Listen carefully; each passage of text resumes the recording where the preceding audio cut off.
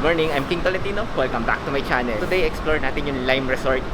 Diyan sa may malapit sa Sofitel yata yun. Nandito na kami sa entrance ng Lime Resort. Ano hotel?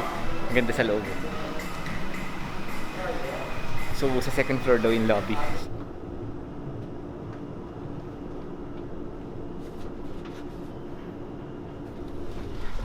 Ganda ng mga corridor nila, liwanag. Tapos parang linis-linis niya.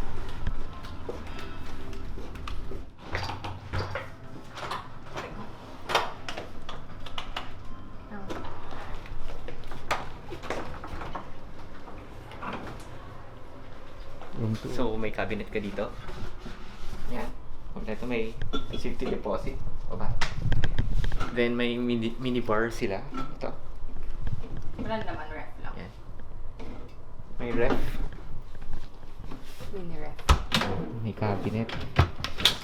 Wala ako marunong. Then, ito yung CR. Ito. Medyo masikip pero kompleto siya. Meron pang hair dryer sa ibaba. Tapos ito yung shower. Then ito yung bedroom. Bedroom ito. Wala naman siyang room eh. Yan. May TV. Then, may parang study table ka pa maliit. Tapos may view ka. Stig, may veranda.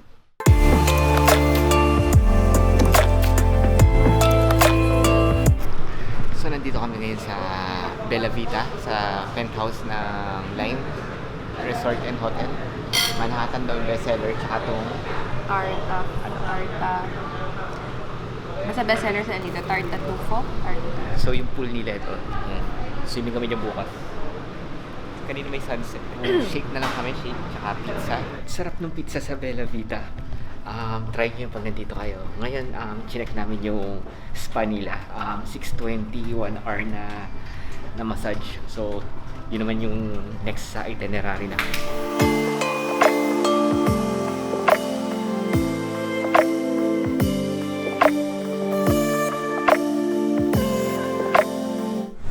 Yan, for day 2, ang itinerary natin is yung explore natin yung breakfast nila, buffet.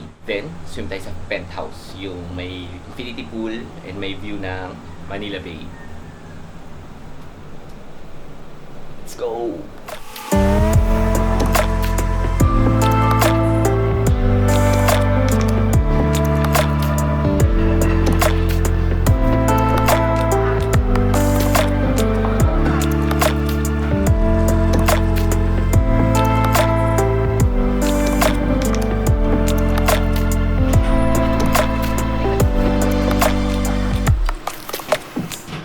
A few moments later.